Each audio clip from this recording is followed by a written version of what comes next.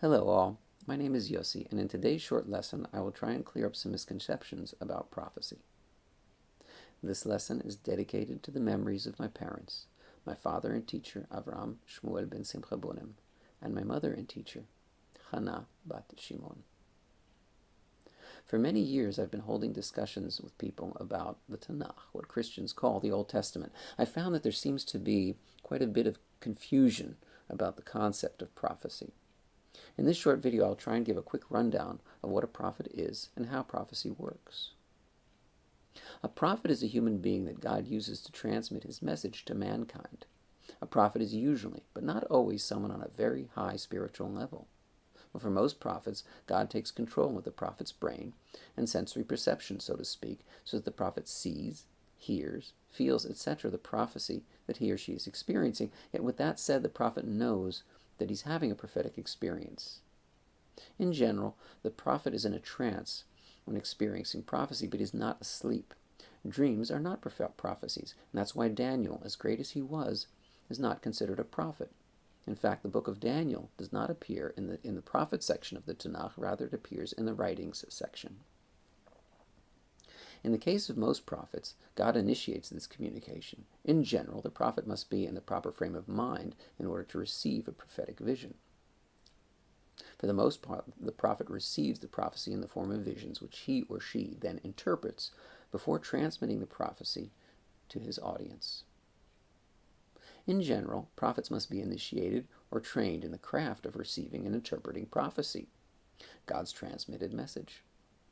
The Tanakh gives several examples of prophets' initiations by God, but there are also cases where prophets are initiated or trained by other prophets.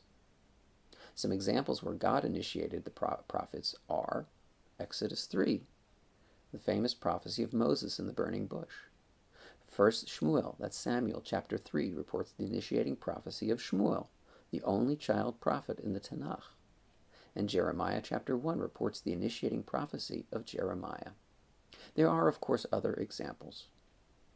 And some examples where prophets are initiated or trained by other prophets are Numbers chapter 27. Yehoshua, Joshua, is initiated by Moses.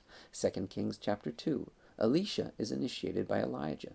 2 Kings chapter 4, verse 18, the disciples of the prophets in training, are sitting before Elisha.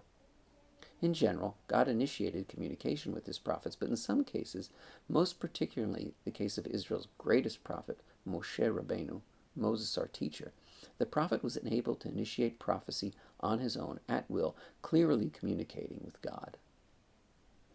As proof of the uniqueness of Moses' prophecy, the phrase, "and God spoke to Moses," appears over 200 times in the books of Exodus, Leviticus, Numbers, and Deuteronomy.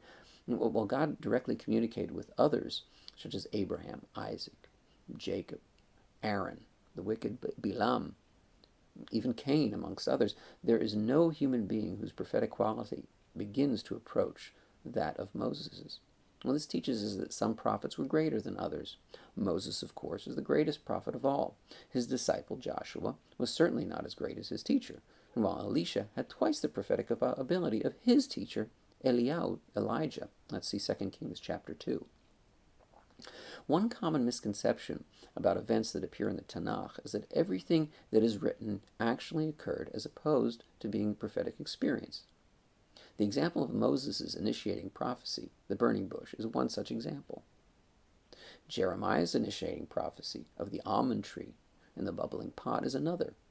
The rule of thumb is that if there's no necessity for physical manifestation of an event, then it was a prophetic vision. Well, for example, there's no necessity for the prophet Hosea to actually marry a prostitute in order to convey his message. You see the first chapters of Hosea. The same is true of Isaiah walking around naked for 3 years. See Isaiah chapter 20. Okay, how many prophets were there? The Tanakh lists 48 prophets and 7 prophetesses. In actuality, there were thousands of prophets in biblical times. Evidence of this can be found in 1 Kings chapter 18. The prophet Obadiah saved 100 prophets from the hands of Jezebel, so that there were obviously many prophets at the time. In 1 Samuel chapter 10, verse 5, we meet a band of prophets, among others.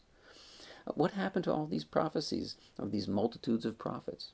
No, the prophecies are lost to us because our sages recorded only those prophecies that were relevant for all time. 3 final points. Except for the prophet Ezekiel, once the children of Israel entered Eretz Yisrael, the land of Israel, prophecy occurred only within the boundaries of Eretz Yisrael, the land of Israel. And 2, prophecies of desolation are followed by prophecies of consolation. And finally, 3, prophecy ended with the prophet Malachi, early in the Second Temple period. Therefore, anyone who came after that was not a prophet. Thank you, Kol Tuv, and God bless.